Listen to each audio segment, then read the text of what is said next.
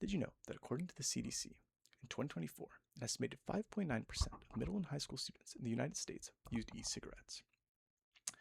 5.9% may not seem like a large number.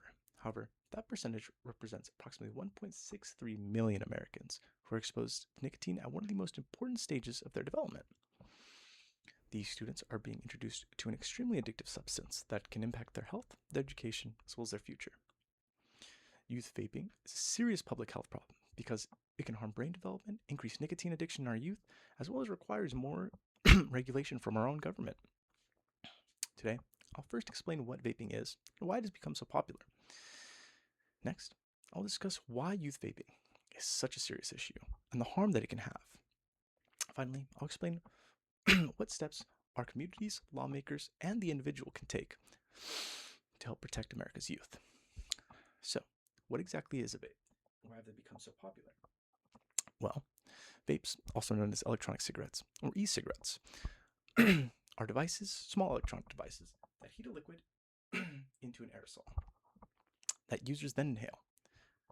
Unlike traditional cigarettes, no tobacco is actually burned. However, this makes them far from However, this does not make them harmless. Many of these vapes contain nicotine, as well as other flavorings and chemicals, which are inhaled directly into the lungs. Nicotine is especially concerning because it is highly addictive and can affect the developing brains of our teenagers. According to researchers at Penn State University, in 2025, younger people, especially those at or under the age of 20, are more sensitive to nicotine compared to older individuals. This means that teenagers can become addicted more quickly, as well as experience the effects from nicotine much more strongly. Now, why has youth vaping become so widespread throughout the United States? Well, this is because these products are easily accessible, as well as designed to appeal to a younger generation.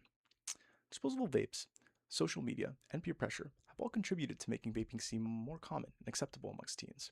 However, most young people see vaping online or amongst their friends and assume it's harmless. However, what may appear to be a simple trend can actually introduce millions of teenagers to nicotine addiction, which is why youth vaping is a problem.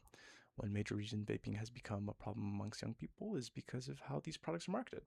Originally, cigarettes were created as an alternative, or e-cigarettes were created as an alternative to vape. Originally, e-cigarettes were created as an alternative to normal cigarettes to help people quit their addiction.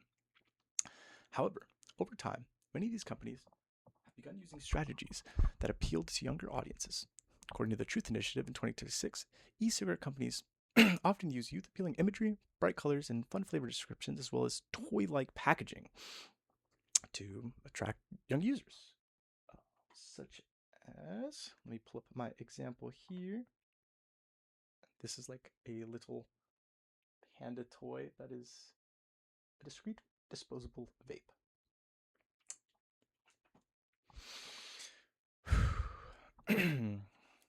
Many of these flavors, such as fruit, candy, or dessert-inspired options, often make vaping seem less dangerous and more enjoyable to teenagers.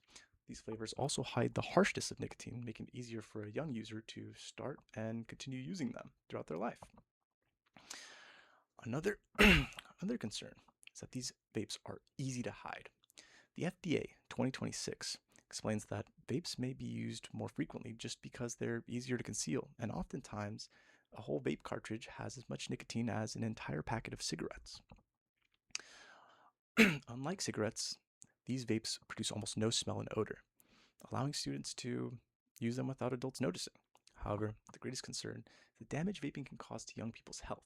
Nicotine exposure, especially in adolescence, can interfere with brain development. The teenage brain is still developing, especially in areas responsible for learning, memory, and decision making, as well as impulse control.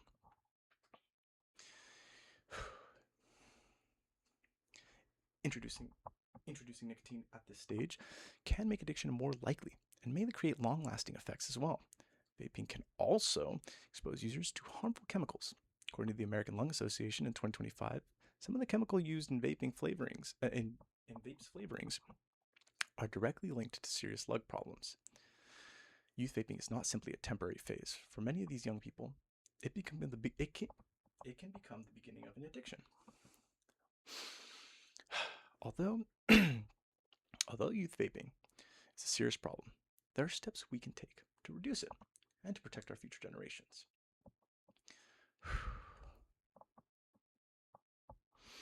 The first step is creating stronger laws and preventative efforts.